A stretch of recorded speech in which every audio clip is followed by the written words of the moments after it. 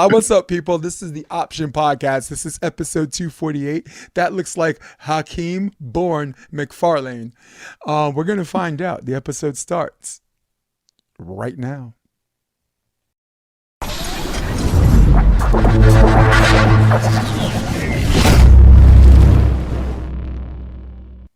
What's good, people?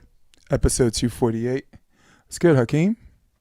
Hey, man, better every day. Thanks for having me. Yes, sir. Listen, everybody needed some motivation in their life. Everybody needed some inspiration in their life. They're like, Jason, how come you always have on these volleyball players that are all talking about how the league sucks and all that stuff? Well, today I got you.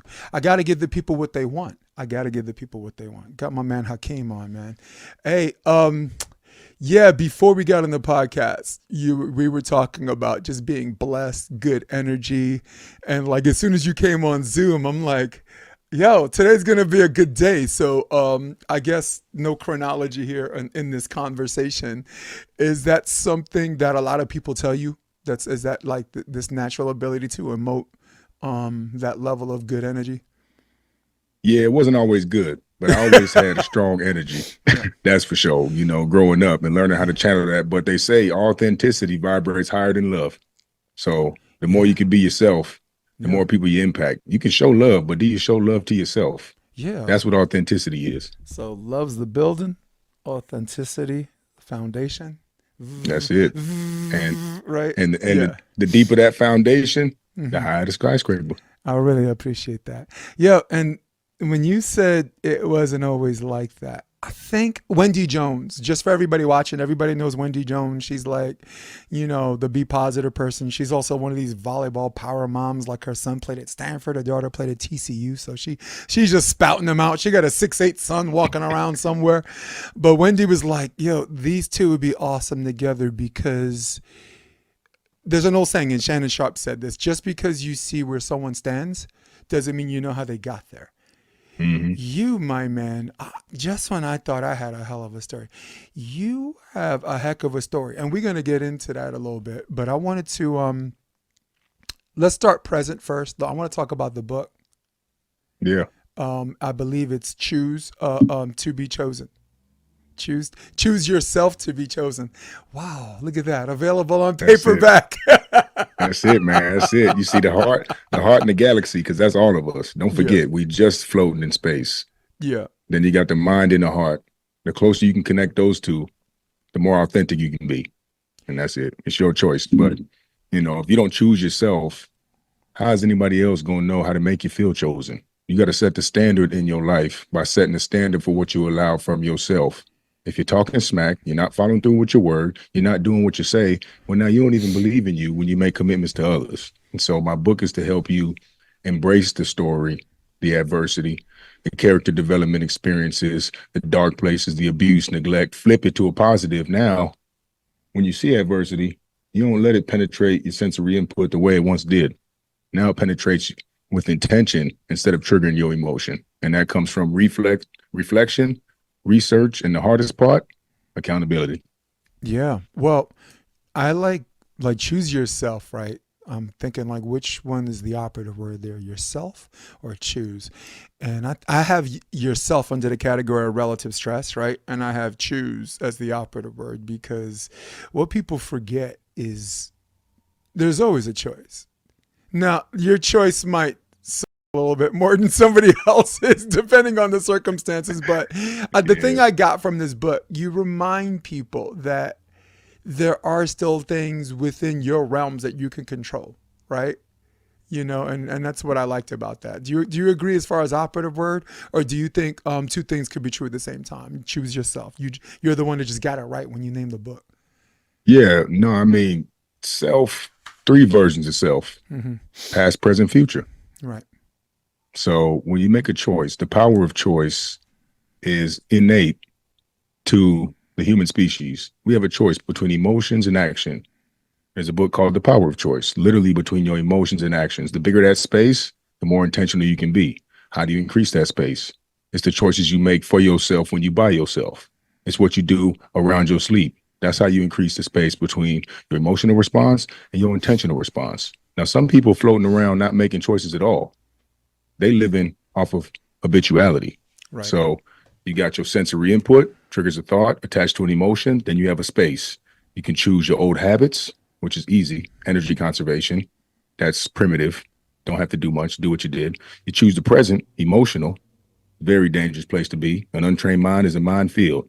And you may not be able to tell yet, but time will. Or you could choose your future. Or you could step on one of those mines, find out the hard way. Bang, blow your mind instead of grow your mind. And now what? Boom. Bang, now you got to start over. Now you're praying to God. And that's exactly why you had to go there. Wow. I can't believe how appropriate that was to describe You know what I'm saying? that. Jesus. Grow your mind. Don't blow your mind. Come on now. But I like your point, and I don't mean to minimize it to this dichotomy, or in this case, a false dichotomy. The reason why some people don't make choices happens two ways, right? They happened it where they put themselves in that position, and sometimes you grew up in an environment, and Wendy might have told you a little bit about me, right? Like, I grew up in an environment that could have easily been me, and that could have stayed me. You know, so sometimes you're in this environment, that's the card you dealt. There's this level of acceptance that we are raised to believe, because most of the time you're just raised to believe things. It's not inherent in your soul. Or it's this own nothing, be happy type thing. You're like, this ain't so bad. They're choosing for me. You know, it ain't great, but it ain't bad either, right? So if there's anything I'm missing beyond that dichotomy, I'd love for you to educate me or just elaborate on kind of what I was talking about, maybe. What happened to you ain't your fault. It's your responsibility to heal. And grief don't need your permission to come knocking at your door, but healing does. So the moment you can get over it and get after it, like the hat say, that's the most compassionate thing you can do. Because the longer you suffer in the past, the more it becomes a part of your future. So if it's, oh, I'm a felon, the judge, I used to be an athlete, oh my God, I'm half black, I'm half white, I was locked up, I was addicted, boo-hoo, guess what you're looking for in the future? All that to justify your belief about yourself. And that's what you attract. So if you can't accept it and embrace the positivity in the things you went through, that becomes the filter in which you see your life through. And so, yeah, our environment was not our fault growing up.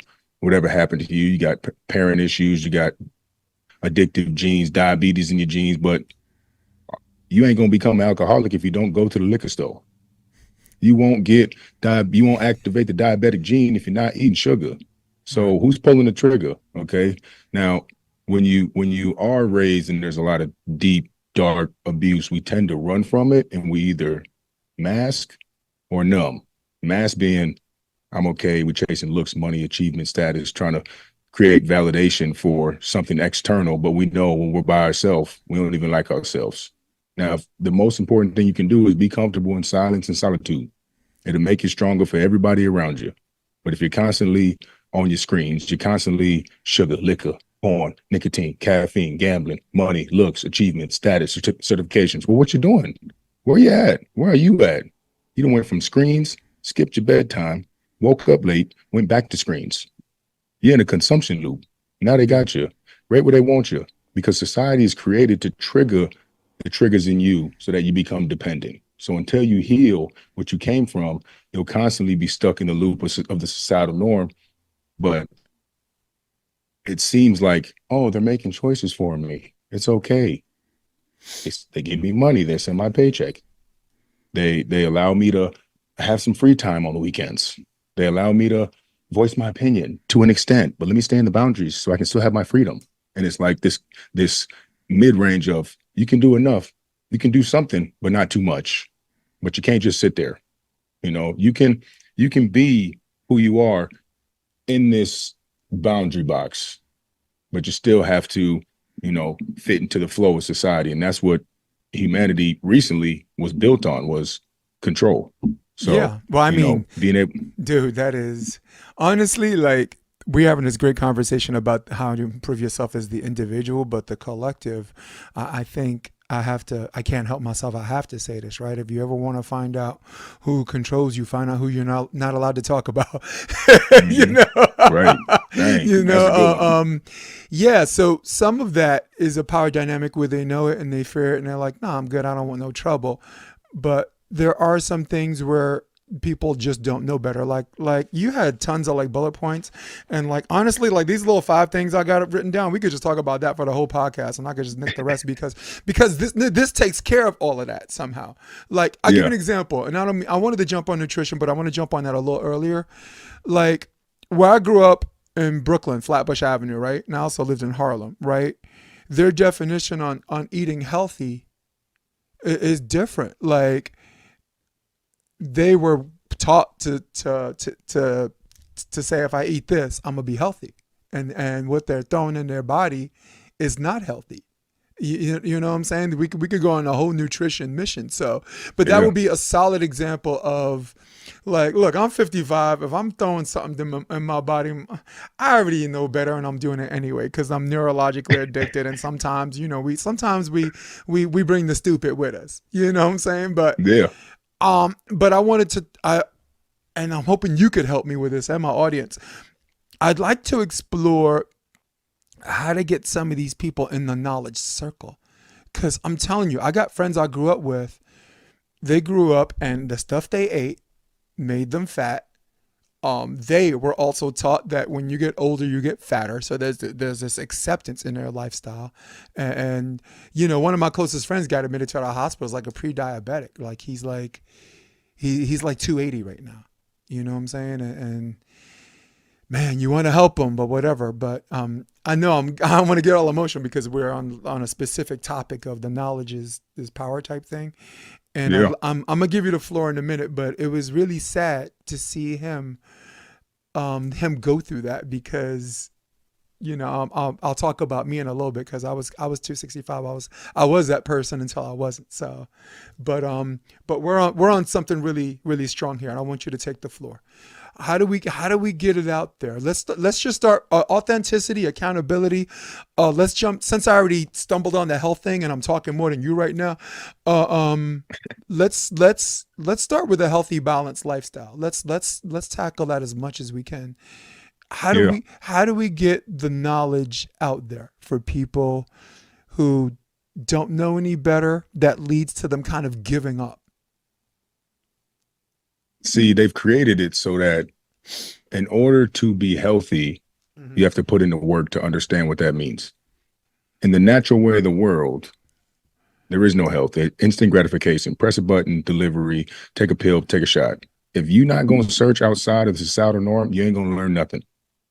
So until you have that desire to go search, it might be because you had a kid. Now you're like, let me figure this out. Or your doctor said, you're going to die. You're like, okay, let me figure Ooh. this out. Or you done lost 6 girlfriends because they called you sloppy. And you're like, okay, let me figure this out. If you, either life going to snap you into choosing yourself if you don't. I had to go into a dark place. We both did until somebody was like, yo, ain't nobody coming to save you. So we have to have the desire to want to research outside of what's being put on your feed, what's being put on the TVs, what's being put in Times Square, what's being put on the streets, the fast food, the door that we got to have the desire to want to. And whether it's you choosing to or you getting triggered to, eventually there's going to be a balance in the universe of people who neglect themselves and people who choose themselves. Right. Otherwise, how are we going to lead if everybody chose themselves? We ain't got no one to lead. So when we have creators and innovators, we need people on the other behalf to prove on the other side of the spectrum to prove that what we're saying is valuable, which then allows us to add value to the future. So Wow. it's So it's not about it's interesting. It's yeah, like it's some of not it's changed through inciting incident, right? yeah, man. Like I there's mean, you something don't that has to happen. Be like, yeah, like remember, like Dana White. I don't know if you watch UFC. yeah, Like yeah. he had like without getting into him, he had so many complications, and like his friend said, "Hey, I know a guy." Because he had sleep complications, he had food or whatever. He was on a ton of medications, and now he's not taking drugs for anything. But that's a whole nother story. I was speaking more like we jumped into inciting incident. I didn't want you to lose your thought. Go ahead. No, somebody, you Mm, don't have to get triggered into right. choosing yourself. And so the first step, which we do choose yourself challenges 3 times a year with no instant gratification, no vices to help break free and reset your dopamine baseline. What's happened now is our dopamine baseline takes so much to get triggered. It takes so much to release. it's shot. So we screen, instant, pop. Oh yeah, no attention. So now we need the dopamine to generate the willpower to start to choose ourselves. So once you go down and you dissipate your dopamine release, the willpower is harder to get back up. Once you're up, like us, I'm going every day. My dopamine is high because I broke free and I understood it. Once you can change that relationship with instant gratification and vices and dopamine by breaking free, then you can dabble and find your balance. 80% healthy, 20% fun, 100% happy. Life can't be redone. But you got to have the systems in place to replenish and recover. And recovery starts with preventative action. So when you can reset your gut, your mind, your relationship with attachment and consumption, then it becomes an intentional celebration to consume instead of a dependency. So the break free is gradual. Then when you live life without urges and cravings, then you have a different relationship for the stuff that used to once control you. But it's gradual. I used to vape, Black and Miles, weed, liquor, all kind of shit. I started by, okay, I'm going to wait 1 hour before I wake up, before I hit that damn vape. Then it turned to 2. Then it was 3. Then it was only Tuesday to Sunday. And it's like, man, I went a whole day and forgot to vape. I'm like, damn, I don't even need to vape. Perfect. Let me hit this the joint. whole day just went by and I forgot to vape. Yeah, see? And if you give yourself, and this is in Tim Ferriss's Relentless, that he talks about with training Kobe and Dwayne Wade, 4% outside of your comfort zone. Enough for growth, not too much to get discouraged. Mm-hmm. So it's not like, oh, I can never eat Burger King again. I love Burger King. No, it's like, you can eat it on Wednesday. Can you wait till Wednesday? You eat it every day. Just skip a day. Give yourself that little bit of grace and then add from there. So small incremental changes over time equal radical growth. It's in the compound effect. Was there an inciting incident for you personally that caused an ultimate reversal and like you want to live a healthy lifestyle? I know you eat generally healthy. I think a lot of what I read about you really oozes carnivore, which is kind of my thing as of a year ago. I'm like 80%, 85% carnivore. Thank you, Bart K. I'm all the way. Thank you, Bart K. Thank you, Phil Escott. Mad shout out to you guys. Changed my life, dude. So was there, I'll give you an example of my inciting incident, right? Yeah. I got out of the Army. I knew how to train, but I didn't know how to eat. So when I trained less, of course, all of that weight I was just keeping off just from burning. I was training in the morning. I was training with a professional volleyball team at night. So it's just 24 hours. It's just you could throw whatever you want down your body. You ain't gonna see it, but you see it when you stop. So what happened is blew up from like 199 to like 265. I had this BS security job for like 6 months. Quit the old Daily News building. I was doing security for them, and then got married, got divorced. And then one day I'm on the train. You'll love this story because I'm getting somewhere with this. I'm on the train and New York, them little 2-seaters on the end, you wear seats 2 people. So I'm sitting on the other side of me. There's a guy big who's even bigger than me. I'm 265. He's like, if I'm 265, he's like 365. Like the days of the week, man. Like P1440, like 1440, right? And he has McDonald's with him, and he has a 20-piece like chicken McNuggets, right? And he's looking for a place to put the chicken McNuggets. And he looks at his stomach. And he puts it on his stomach. And starts eating chicken McNuggets off his stomach. And I'm looking at this guy like, wow. It's going to be me. And you know why I said it was going to be me? Because like I got a little afro under this thing. So he, like his complexion, I got this little Bart Simpson yellowish thing on. It was my hair, kind of my complexion, and I told myself, if I ever become 365, I'm gonna look just like that.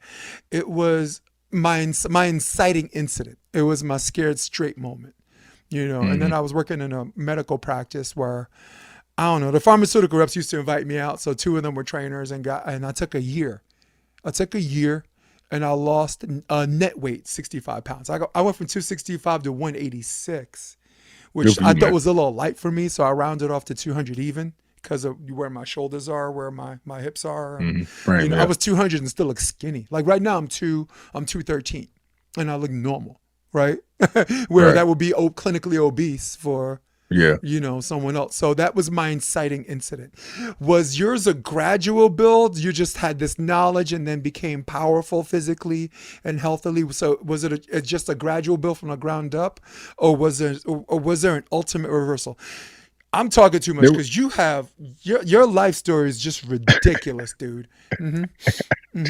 thanks, man. I mean, just by the power of God, that's what I went through on purpose, and that's what I Yeah. try to come back to, man. It took me a while to thank God for those So things, so but just for the health I, part, because we're gonna get into the yeah, other. Was there an yeah. inciting incident? No, there was one time. I always had a six pack, and I always had pride on my six pack. But when I went into my dark place, broke my ankle, lost my identity because football was my dream and my mask since my first traumatic grieving experience that we all go through, our very first one. And I went to a pool party because I was the king of those. And the girl was like, "Dang, King, where'd your six pack go?" And that was the first time I ever heard that ever in my life. Because from down here, when I looked down under the right lighting, I still Yeah. had one. But Okay. in the sun at the pool, Shorty called me out. I said, "Oh," I went home right from the pool. I went You're home, like, went to things sleep. I do woke grow under the shade. like I So went back, woke up, went to the gym, and then I started going hard on the gym. But then I went to a point where it was for looks to validate others, to get validation, acceptance, and praise from others, and that was also unhealthy. So I was using it as a measurement tool. And then once, like I've had a bunch of injuries and stuff, but my body was always able to process whatever food I ate. I just had to work out harder. Like that's what I thought, but not knowing there's a lot of fit people who have a horrible microbiome and they have a horrible internal toxic rate where they have toxic cells that have been in there since cereal and Oscar Mayer wieners since they were little, still in there because they ain't never stopped eating. And so as I moved out here to New York, which was 4 years ago, I went up to a food truck, but they say don't go to those. And this dude, I walked up, dude had a glove on and his phone. Then he put his phone down, grabbed the money with the glove, grabbed the meat out the thing with the glove. I said, "Oh, hell no. I don't want no more of this." So I'm like, "What? Can you even eat the food trucks?" And I started researching. I'm like, "Yeah, I'm getting a salad, but when you look at what they're doing to the farms, you're talking about US foods, you're talking about Cisco, how they're producing so much so fast. You're Yep. like, okay, so I'm eating and I'm still hungry. I'm eating, I'm still hungry. Why am I still hungry? Now I'm bloated, I'm still hungry. Why am I hungry? Because you're feeding your mouth, you're not feeding your cells. And so when I started to realize that, and I started to research, then I understood when I eat this dang chicken nugget, I'm eating poison. I'm not tasting salt, grease, and flavorful. I'm eating poison. Once I realized that, then you have a different connection with food. And so I became more mindful about who's sourcing the food and what's it fried in and what's in the sauces and all this. And so it was gradual. And then now I got a gut repair solution that helps flush out your gut and reset your microbiome. Yeah, it's wild when you start being mindfully aware what you're eating and in conjunction with your lifestyle. When you go to a restaurant, like I went to a restaurant and I just had like a burger, and I've been making more. You find yourself making more stuff at home than going out, Mm-hmm. and like I like olive oil, and I know like the steak, I know butter and some things are ideal, but I'm just trying to make an example here. When something is not made in olive oil, and I take a bite in it, my body says, "Hey, like we're gonna eat this today, but this is bullshit." you know? Man, first bite, you feel it. Yeah, it's well. Sometimes you eat like you said, you're neurologically addicted. You gorge the whole thing, and maybe you feel it 20 minutes later, like ooh. No, that too. Ooh, what happened? But Mm-hmm. but some of them, it's love or love at first bite. Yeah. That was me, man. I used to eat Mhm. 5 to 8 burritos of Yeah, Chipotle right. through college for about 4 years straight. I actually Mhm. made a profile for Chipotle so I could marry Chipotle on Facebook. That's how much I posted a picture about it every day. I made it this whole thing. And then Chipotle. they I got sick I got sick from it. I got food poisoning from it and I broke free of it. And when I went back, it was never the same. But sometimes I get a craving for it when I walk past it. And Right. I'm like, all right, I can eat that. And I'll eat it, beat about half of it. And I'm like, And your this is body either not reminded the you, and same then your body Chipotle. reminded you, Yeah. He's right? like, it's not the same Chipotle or I'm changing. And I know it's the latter for sure. Yeah, and that was great because that was a question that just answered itself. Mhm. You change, and Yeah. your body's like, you just gave me steak, and I don't want liver, right? Like I'm not, I don't mean to use those two foods as an example because they're, they both have their own B12 value, but like once you've had something, I don't, all right, once you've had Halle Berry, all right, man. you know the difference. You know the That's why I difference. say. This That's why I Mama say. Gwe, you know. That's why I say too. Another thing, I got a couple friends, couple homies, couple stories of people who are addicted to. Say y'all need to watch The Ugly Girls. Cause now you go into the streets and you see a 6 or 7 with a good mind. She don't look like the goddamn dime online. You're like, oh, not enough. I'd rather go to my screens. Same way with the gut health. Once you start, like I was healthy, right? Came to New York, I was up 3 a.m. Boom, work all the way till 7. I'm in the market, slanging my liquor company, 50 accounts a day through the trains, whoop, whoop, and Yeah. tempted by everything, having these conversations, hitting a wall, couldn't sleep through, and getting bloated. I started taking care of my gut. All that disappeared. My skin started glowing. My sleep got better. My midday wall was gone. My brain fog. I was able to be more present and effective with my sales in the streets, and that was And a that's new a big level of deal. understanding. And then From once I went to that level of understanding and health, after thinking I was healthy at 75%, I was like, I can't believe I was pushing through 75% with just caffeine and willpower when I could just be floating around the world at 90% like we're supposed to be. And so now once you start going down, you're like, oh, I can feel it. But before, the 75% was my peak. And so when I got 75%, I'm like, oh, this is going to be a great day. But now if I go down to 75, these are just, I haven't measured these, but I'm saying metaphorically, no, of if I course. go down to 75, that's like the bottom now. And you can feel the difference for sure. Yeah, yeah, and it's just ridiculous. Well, the caffeine's weird because you get this surge, right? But you're also met at the end. That debilitating crash is like, Yeah. see you on the other side, right? Yeah, man. And I like that you mentioned brain fog because the last 5 years, without getting into pandemics and all that stuff, like there was this huge association with cloudiness or fogginess and like the will to work out or whatever that kind of forced people towards better nutrition. And the nutrition mission was I think which shaped you what you are right now. You're like you look ridiculously handsome. Your Nice. voice carries you. No, you emote good energy. And Thank you. so yeah, a healthy, balanced lifestyle. That's the we got the health part. Balance, we got that part. Lifestyle, that's the operative word there, right? Because if it's your lifestyle, it's not a goal. Like if it's someone's goal to lose 30 pounds, if it's not their lifestyle, guess what? Let's even if they do meet their goal, most of them don't, but with a handful that do, guess you're probably back where you started from because it has to be filled with something that's consistent with the lifestyle of someone who weighs that. Mm-hmm. You got to Right. break free before you find your balance. If you're trying to lose weight, you can't be eating, drinking on Fridays like me. You got to break free first.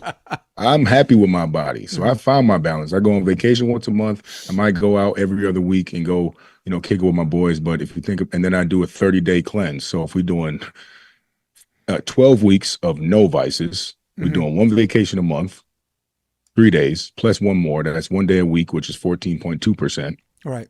One day a week. That's less than 20% in the year.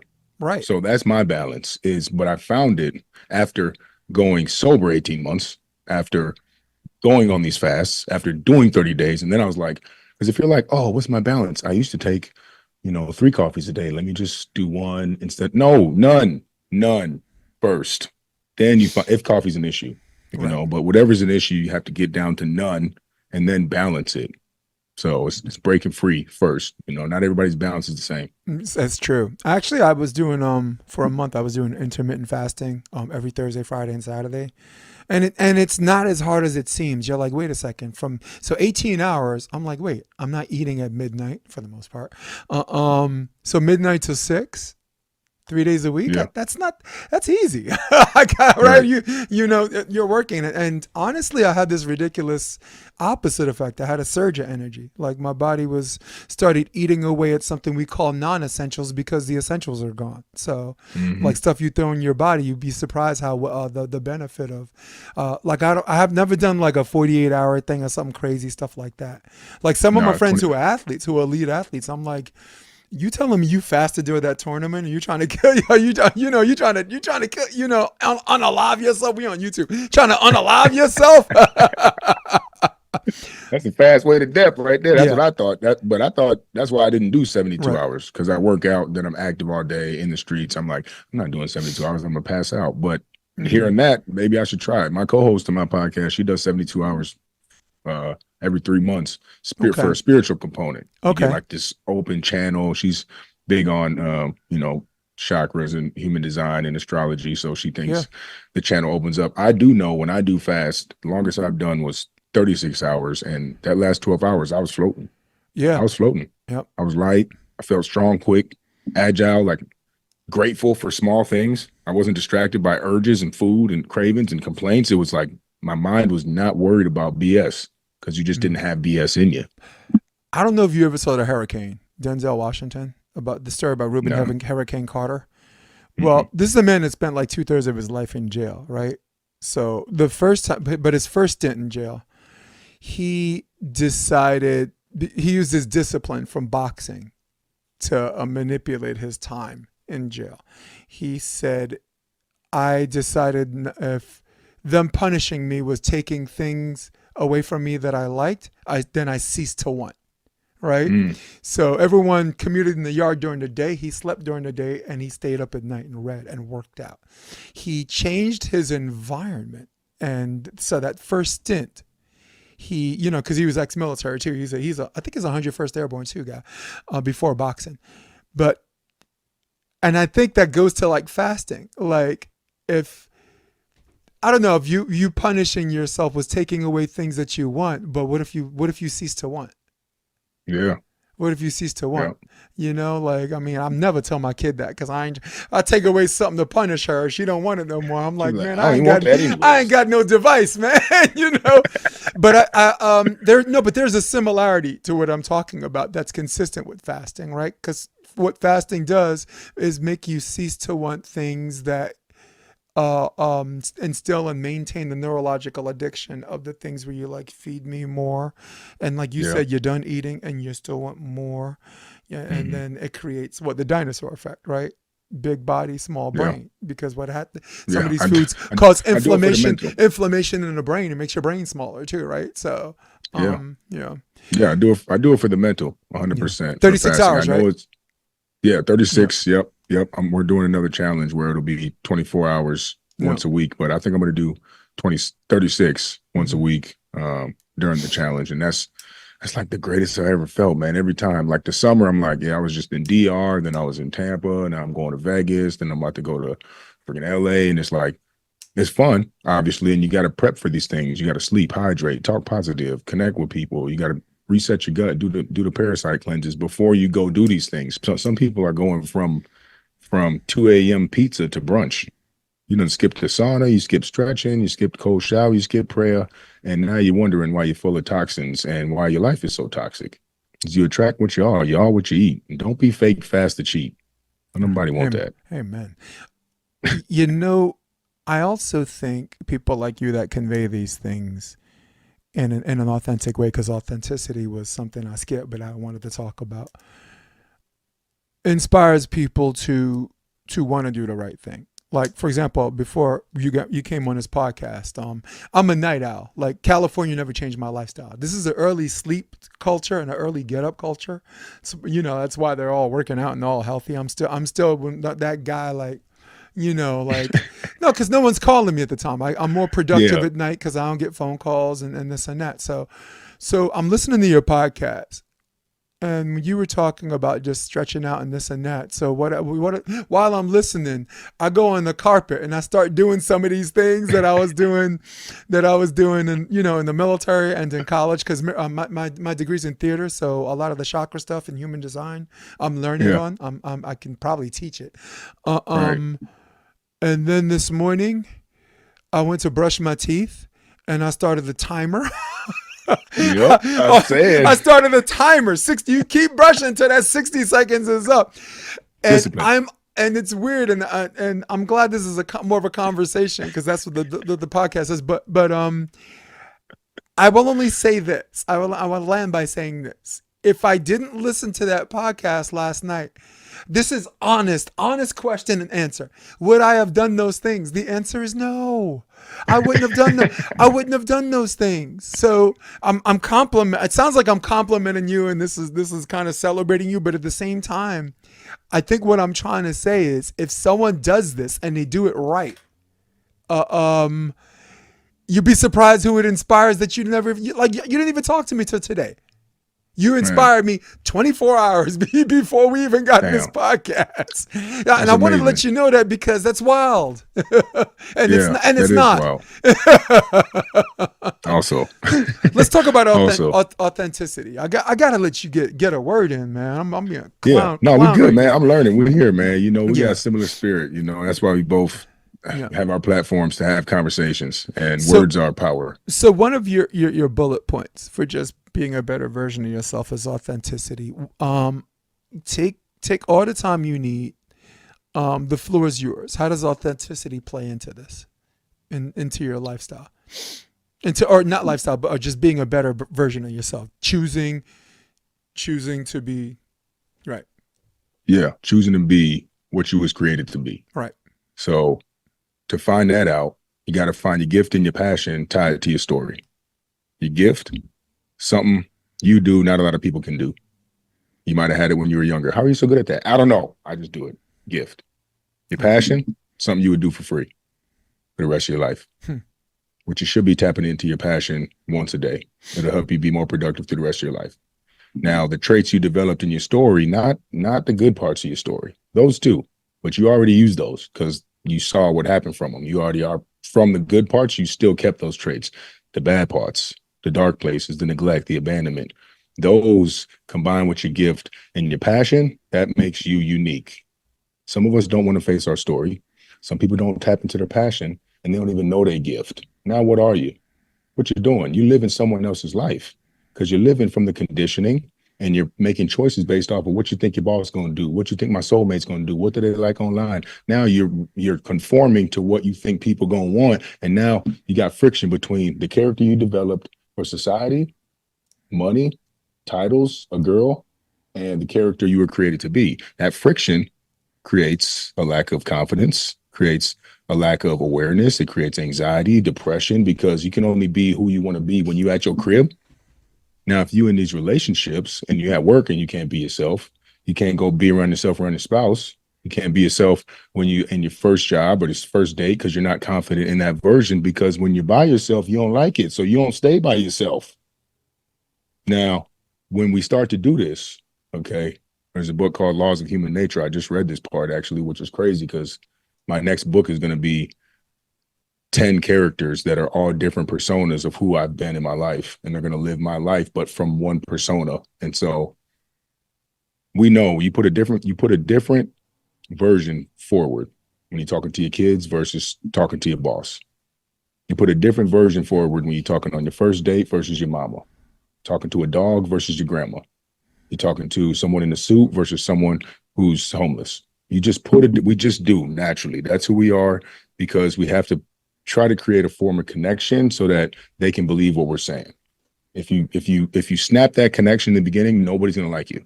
So for us, being people who are more concerned about what people think of us than what we think of ourselves, because of what I just said, we don't tap into our gift, passion, or story. So now we're concerned about what they think. So I want to wait for them to say something so I can try to be, let me be light first and then see what they like. And then I can show them what they like. No, that's the boundary. So we have these versions, but the more you can identify your gift, passion, and story, the more you can put the proper version that's in alignment with who you are in front of the right person. You can be a better son if you know who you are. You can be a better parent if you know who you are. You can be better and more effective on representing who you will be in 5 years on the first interview if you know who you are. You see the relationships when people stop doing what got them to where they want to be, the athletes, you're cut. You got a promotion, you wore a tie for 3 weeks, you're cut. You don't wear ties. You get in a relationship, you stop working out, you got fat, cut. Don't stop doing what got you to where you want to be. If the place you want to be is an external location, you'll always be searching. If the place you want to be is to be the best version, mastery of the mind, and connected within, then you'll always be developing that version. And then your life will start to shift based on the level you're at. And so the authenticity comes from what you do for yourself when you're by yourself and how you treat yourself, because that sets the standard for what other people feel from your energy. If they're unhealed, they may not feel it. Y'all both might be putting up a character like freaking Yep. Pokemon.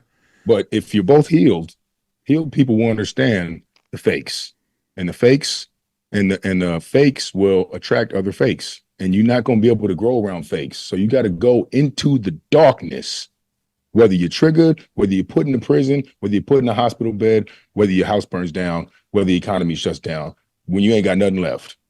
Whatever that version is, oh, I need some help. Where's the government? I can't believe they did this. I can't believe. Well, it's still searching for an answer. If you don't sit down, work on your sleep, nutrition, growing your mind, meditation, silence, and your routines and time management, those are all things you can do every single day. But people don't want to do it because it takes time, and you don't get benefits until years down the road, and you don't even see them. You're gonna get a promotion before you even know the benefits. And the shitty part is that there's a study, I think it's the biology of belief, where the prefrontal cortex, which is self-awareness, Right. is activated when you think about yourself. It's activated in the study. When you think about someone else, it's less active. When you think about your future self, less active.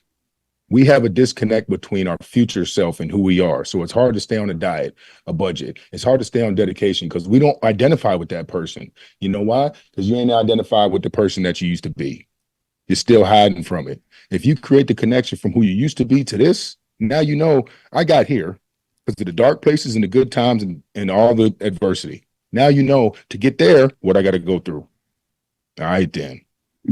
You know, there's so much to unpack in there, and I'd like to start with where what you said last. What your past is, right, and what you are now. Not, I believe that not hiding from your past, just saying, boom, that's what I used to be. It's out there. Let's look at it. Let's see the good and the bad. Let's celebrate it. Let's laugh at what an idiot I was, or let's say, wow, I got lucky there. Let's say, hey, I did the right thing. I did the wrong thing. And I think leaving your past behind you, I guess in the classic sense of the term is the right thing to say, but you were more acute. Don't leave it behind you. See it. That's what it is. You're not lulling on it, but you acknowledge it. To me, it's almost like someone saying, I don't see race, right? I'm like, yes, you do. Yes, you, man, let's just stop. Just say you see race. You see your black skin. Now, I'm mixed like you. My mom's black. I came out a few shades lighter, even though all my sisters are black. But yeah. I see, you see this person's white skin. You see my straight nose. I see your flat nose, right? Your big lips, my big bottom lip. We see it, and boom, it is what it is. Have the self-confidence in yourself or in them to celebrate it, to laugh at each other, to poke fun, to say that at the end of the day, it means something, but it don't mean nothing, So that was the first part, what you said. The second part, I want to talk about the obstacle of gift, story, and the one in the middle was passion, right? The obstacle is brand and bottom line, right? Like if your brand and your bottom line are connected, it's so difficult, right? For me, again, I'm not trying to toot my own horn, but for the first time in my life, as of like 10 years ago, they're separate. So my brand is my name, how I build my reputation, and my bottom line is how I make my money. And if you do something that hurts your brand, it's going to hurt your bottom line. So now your ego identity and your third and first chakra, your groundedness, are imploded at the same time. And it could be fun, and it could be, you're on full display and they're like, wow, look at that. But it can work against some people. So if you get what I'm talking about, right? Yeah. Brand and bottom line is the biggest obstacle of exercising your gift, passion, and story. Gift and passion are weird because some people, their passion, I'm like, you should be, if that's your gift, don't be doing that for free, dude. you Right. know, don't be so good at something where you ain't getting paid for it, because they're gonna think Yeah. that's what you about. And every time, and in my experience, every time you do something for free, man, motherfuckers don't appreciate it. They don't. Nah. People. Right. When Because you're they didn't getting pay for paid shit. for it, there's an appreciation. You do stuff. Let me go out there and do a free private lesson for Yeah. volleyball, and see if that Yeah. person don't show up late, or maybe Man. give me back talk in the middle of that. But guess what? You Right. get your money up front. They're there before you. They like, They there yo, I'm ready. warmed up. I just want to get to the skill. So Get every dollar worth. Shoot, yeah, that's it. That's the thing, man. I, I struggled with pricing myself right. originally when Yeah. I started with this, man, and Mm. that was a big reflection on poverty mindset, and my value, and seeing my mom work so hard and us still being broke. It's like that's what you do. You got to work hard and be broke, and then going through the conscious awareness where it's like my brand is to help you create your brand. Right. My bottom line comes from how much you want to create your brand. So Wow. it's about how much you want to do. Whatever you want to do, Yep. that's what I believe in. That's where the bottom line. So really, it's not, for me, it's not like how many sales can I get? It's about how many people can I trigger to choose yourself. Then the bottom line grows. It's not about making money. I do free calls all the time. Right. Just if you got a membership to the CYC, I'll give you that additional time because you've taken that little bit of investment. But the brand is God's message, I believe, choosing the God within, and it's the hardest thing to do, especially now. Yeah, and it's weird because all of this whole conversation seeps into emotional awareness, which is it was on the bullet point, bro. It's right there. I mean, was there a chronology to this? Was that your genius, right? And for me personally, like a lot of people don't see my emotional unless I want them to see it. My degree in theater performance has helped me hone that. Where, like, if I'm yelling at a ref, like if I'm emotional, I'm like, you're screwing us. I'm like, you see this? This is us, right? I'm not doing that out of anger. I'm doing it because I know the team I'm coaching. Like if I get warned, if I get a card, I know my team's gonna ball out, be like, yo, screw this guy, we got it, right? So it's about knowing yourself, but it's also about knowing how the people are around you are gonna react to you, right? Like if I'm in a game and someone's talking crap to me across the net, and I'm from New York, I like to chop it up. I'm like, come on, man, you ain't coming across that net, dude. Stop, you ain't about that life, right? Now, if the next play, if my partner gets aced, that's kind of my fault. Because because you know what I'm saying, we're not on that same like whoop it up mode. Maybe his character needs to focus on the game, eyes forward, blinders, right? But if I got someone like I have a good friend from Harlem that plays volleyball, I'm telling you, the next play he's getting the ace. So the emotional awareness for me, because I want you to take over and how it's connected to your choose and chosen thing. It's not just about knowing yourself, because when you're 55, if you don't know yourself, then I don't know what to tell you, right? Like I'm 55 this month. I'm 55 2 weeks from now. Happy birthday, man. Yeah, right. I don't even look 55. I look like a creepy, you I good, look like man. a creepy 30. Yeah. Hey, saying, little girl. I look like a creepy 30. Little girl's like, mom. No, but yeah. So I wanted to talk about emotional awareness and how it applies to yourself, and how it applies to people around you. And the floor is yours. I want you to talk about it. I don't want to talk about it. I want you to talk about it. No, man. I mean, it's just like for example, your journey, your the assault case, the imprisonment. All of that was your reaction to an action that the law or whatever powers that be found inappropriate, that at the time you thought was right. Yeah. Is that not a grounded example of being emotionally aware? Because I didn't do the work. So I justified my angry action and then got pissed at people who didn't see my anger, but I hid it the whole time.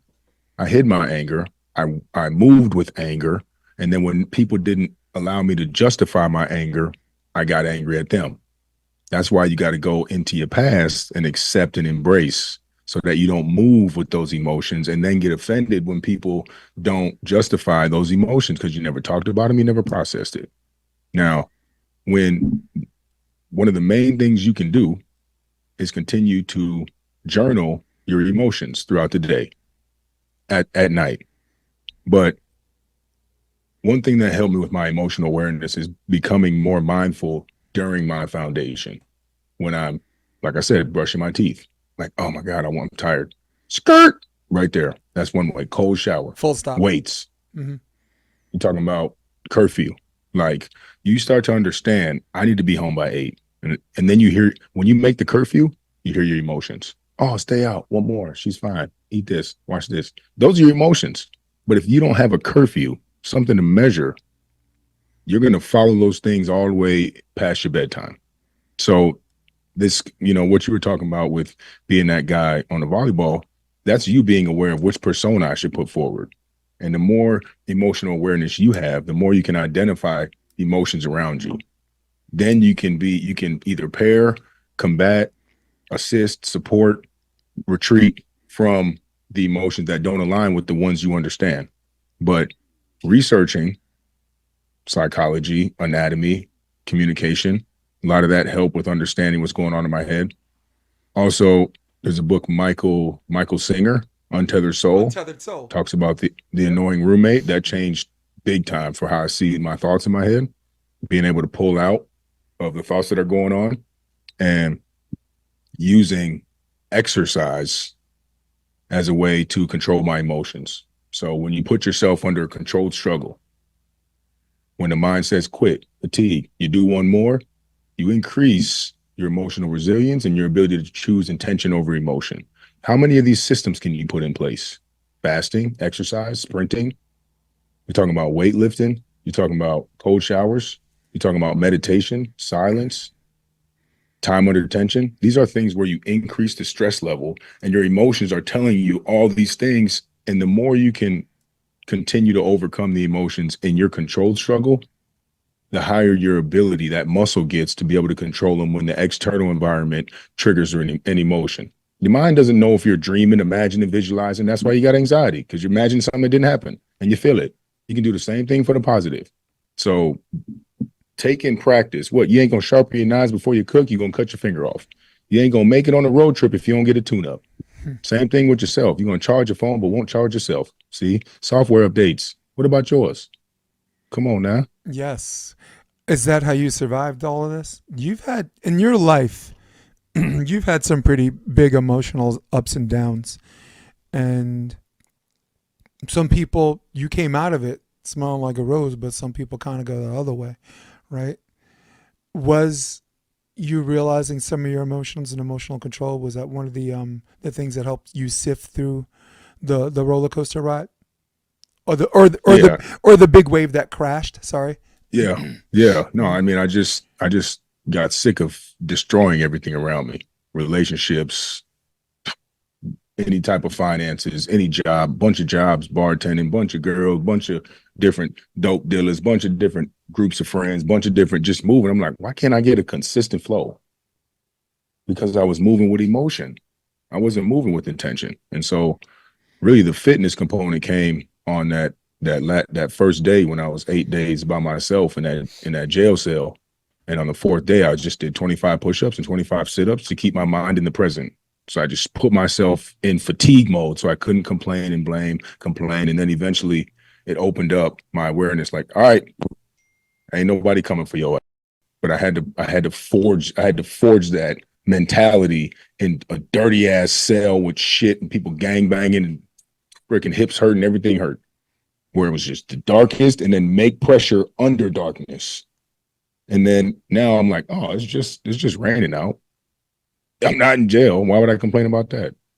Oh, they just said no to my sales pitch. That's all. Why would I complain about that? Don't forget about your dark days. David Goggins talked about that. He just, no pre-workout. He just puts his finger in his mental Rolodex and digs out the days he was 300 pounds spraying for cockroaches and keeps running. Don't forget where you came from. Sounds like Goggins to me. That's what he said. That book changed my life, man, for sure. What was the Man, Goggins book again? Since we haven't, we are our can't audience hurt an me. answer to that, huh? Can't hurt me. Yeah, Can't Hurt Me. That's freaking Goggins, dude.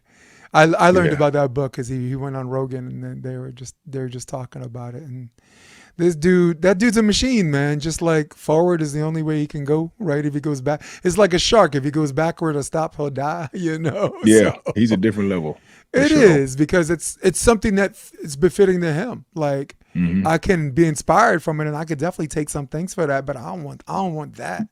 You know. I don't want. You might be Yeah. a nature person. Yeah. Go take your ass to nature then. Why Thank you you. keep neglecting your time in I'm a nature? urban For, jungle person. to do, I'm like, find Yeah. time to do something that makes you fill up your cup. You like to paint, draw, sing, create, go in nature. You want to do what people ain't doing what they love to do anymore because they're on their phone, consuming, waiting for the next obligation. I think as far as emotional awareness, I think the point I was trying to make was I don't know if like you playing a sport at the elite level already made you like physically prepare for prison and like some of the other things that you had to go through.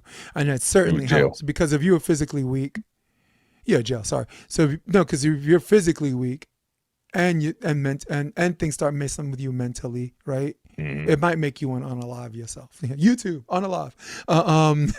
You know, and I went through some similar things too. You know, I was homeless for 6 months. You know, I was sleeping on trains. You know, I have kind of a weird roller coaster ride too. Like I was working at McDonald's at night and I was like saving cash, trying to just like rent an apartment. So I'm putting all this money away, taking all the food the McDonald's throws away because I work from 6 to 2.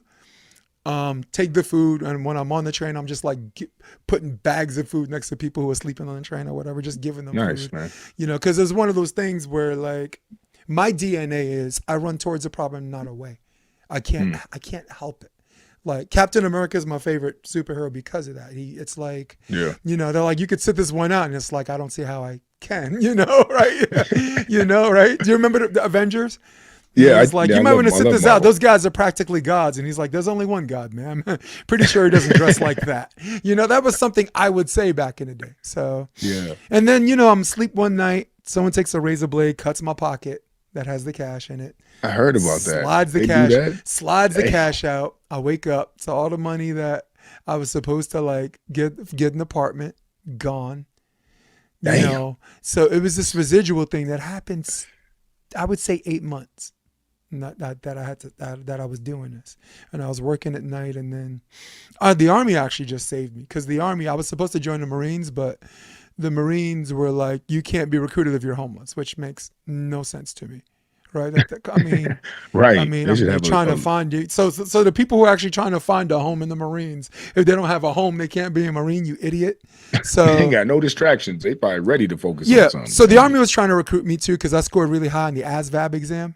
The Army entrance exam for all the armed forces. And they're like, where you been? You know, I thought you were going to be a Marine now. We were trying to get you in because he saw me on the train. And I'm like, man, I'm up against it. And they don't take guys like me, I guess. And he said, come to the office, talk to me about it. And the Army wasn't taking GEDs at that time because I went back to school and finished my GED. And he says, but if you have 15 college credits, you can enter under the GI Bill, and an additional Army college fund. So I went to college, realized I'm like, wow, I could do college too. BMCC for like for my 15 credits, joined the Army. And from there, that was it. I just needed to get back to the discipline of just basic tasks that make you feel better about yourself. Exactly. For example, getting up in the morning to make up your bed. Exactly. Congratulations. You just finished the first task of the day. So you can have a day, but still come back home and go in that bedroom and be like, great speech. My bed's made. Yeah. It's, My bed's pile made. them tasks. You know, pile them up, man. So, but that was the darkest time of my life, and I'm eternally grateful of the Army. I mean, I served in the war times between wars, at the tail end of the Gulf War and just before Somalia. But just the discipline, like I couldn't do more than 9 push-ups. Came out of boot camp, did 43. Came out of AIT, did 73 for the 2-minute test. 84 Damn. sit-ups. And for my 2-mile run, I went from like 15:30 to like 13:11. My best time is 12:10, which is actually Floating. pretty good. 2-mile That's run. good. Shit, I run an 8 mile every day. Yeah. It's still tough. Honestly, like, and you'll appreciate this because you're in New York. The only thing that the Army didn't like, boot camp, like, wasn't like a task, was the road march. I'm like, so let me get this straight. I have to strap 70 pounds of stuff on my back and just walk really fast. That's supposed to tax me. I'm like, because all of this training leads to the 15-mile road march and the 25 road march and Fort Knox, where like the hills have names: agony, misery, heartbreak, and no name. So you had to do these 4 hills. No name was the worst. They didn't even have a name for it. Yeah, But for me, I was just like, I'm from New York. you putting something on my back and telling me to walk fast. That's all you got, you know? So that was the only fun part of it. Was it easy? For me, yeah. Absolutely. It was easy. The Yes. walk, oh, nice. Well, there was That's one tight. hard part. There's 2 lines, right? Because you can't march in the road. You have to march on the side. So if someone's in front of you, this is the bad part. If they're too slow, you have to be behind them, and then they have to run to catch up, and everyone behind them has to run and catch up. So now they catch up, they're walking, they're slow, he's running, and they're running. So if you're running and you're walking, it messes up your rhythm, and you tire out faster. So the guy in front of me, I just passed him. I was like, I wanted to see if the drill sergeant was looking. I was like, I got it. It's okay. I'm passing you. But it's all right. It's okay. And then the next guy, I'm like, I got you. It's okay. It's okay. And I wound up like in the front of the road march. So that was the 15-mile one. The second one, I just requested the drill sergeant. I said, listen, Private DeBeers requested I be in the front of the road march with you. And he's like, oh, New York. Oh, you bad. Okay, sure. You know? And yeah, so that was the easiest part for me. I don't even know where I was going with all this, but No, but I think I just wanted to thank the Army for that. Can you read that comment? Did you send that? Yeah. Do you have a hard stop somewhere? Yeah. All right, 210. Cool. But New Yorkers do walk. When I moved here, I was in shape, but not this kind of in shape. Yeah. I was already fit, but I have hip flexors and my arch of my feet, my calves. I'm like, walking is different. New Yorkers walking is different. Y'all better understand that. Nice. Dag, yeah, because I saw the comment, but I can't read it because my screen is small right now. So yeah. We could just talk about it. 210? Yeah. Oh, okay. So let's spend a couple of minutes on tools for realignment. Now, I wanted to talk about books that inspire you, but we already went through a lot of that. So what are some tools for realignment to kind of get yourself to where you got to go as far as the choose yourself community? Yeah, man. The foundation. That's what we talk about in the CYC. It's been a year, actually 1 year anniversary 2 weeks ago. We meet every Tuesday, 10 a.m. on Zoom. And it starts with your curfew and kick out time. Or if you got kids, go to sleep when your kids go to sleep. That's your time to show you care about your next day, your life, your future. You have to have some type of measurement tool. If you don't, what you're doing, have a measurement tool. There's a block of time. Nighttime routine, sleep. Morning routine, without people, screens, or toxins. Just you. No outside world, no nothing. So curfew, let's say you want to wake up at 5 o'clock. You want to go to sleep at 9. Curfew's 8. Shorty, you got to leave. Whatever your soulmate or whatever you like. Yeah. Kids go to sleep. This is for me. Yeah. Yeah. So curfew, I'm in the house or kick out time. Then the next step is the digital sunset. Give you about 30 minutes. Turn the phones off, screens, TVs. Then you got from digital sunset to your reading bedtime. Now, it might seem militant and it might seem easy to do, but you'll be surprised by the time you get to your curfew, how fast you be on your phone. You put your phone down, you're like, oh yeah, I got to text somebody. No, you don't. You got to choose yourself and go to sleep. Amen. What's more important? Yep. So you got your curfew, 8 o'clock, digital sunset, 8:30. Read in bed. Read a book in bed. Not a Kindle, not a pad, not a nothing. Read a book in bed at 9. Make sure you're present. Reading makes you present. If you focus on what you're reading, you're not thinking about tomorrow and today, you're thinking about what you're reading. And then that starts to show you, that routine shows you your circadian rhythm and melatonin that you start to go to sleep. So now that becomes your routine. It becomes easier to go to sleep and then get your REM sleep. So that when you wake up and the alarm goes off, hopefully it's in the other room where you plugged your phone in, not next to your head. There's a radiation. You can get up, skip the snooze button, which is your first commitment to yourself of the day. You set an alarm yesterday that you were going to get up at 5. Are you going to follow through with that or not? The subconscious and your creator is listening. That's your first choice. Snooze it or lose it, buddy. You heard it since you were little. Skip the snooze. Now get some cold treatment. Nice. I turn the cold shower on and then I brush my teeth. 2 minutes on top, 2 minutes on bottom. I like Intentionally, that. I got a timer on my toothbrush. Then cold shower. And then you activate, do something for your mind, do something for your body, do something for your spirit. This is all shit everybody can do right now. Yes. That's why it's so simple. You don't need anything besides dedication. Well, it's not easy. And when it's said, I think people are inspired to do it. Again, and when I listened to you just talk last night, I'm like, I'm gonna be up anyway. And this only takes, you tell yourself this only takes X amount of time. Just freaking do it. I want to apologize to you because this conversation was really meant for a long form, like a Joe Rogan, and I feel like, we both. For real? Damn.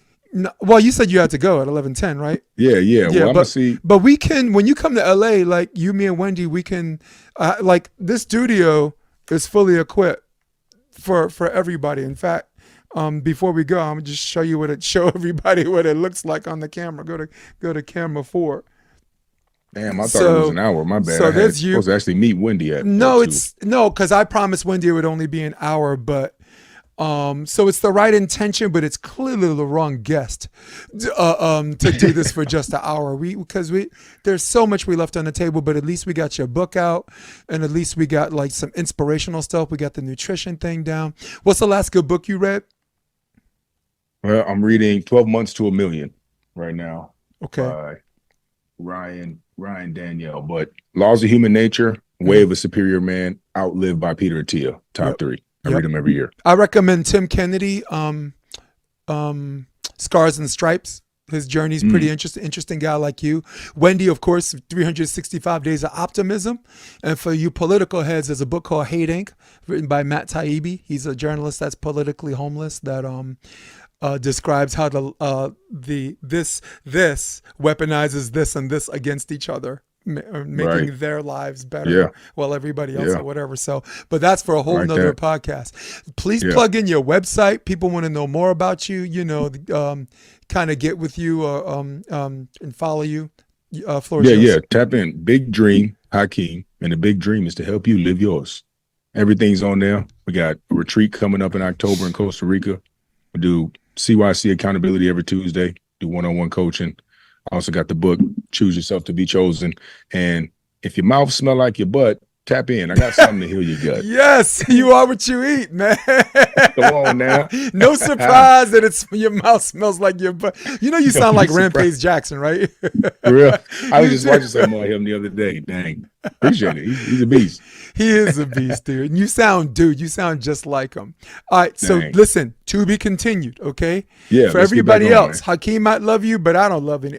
No, I changed my mind. I think I love all of y'all too. Today, I usually say I don't love any of them. I love y'all too, okay? So for all of you at home, for all of you on your iPhones, for all of you on your iPads, for all of you on your desktop, who runs the world? Old school, baby. Old school. For my man, Hakeem Bourne-McFarlane. I'm Jason DeBiss. This is episode 248 of the Option Podcast. Stay with me. We're going to hit my music. We are out. Come check out the Option Podcast on optiondb.com. It's also available on iTunes and Spotify and on YouTube under the NY Varsity Sports handle. You're going to love what you hear. Okay, I'm going to...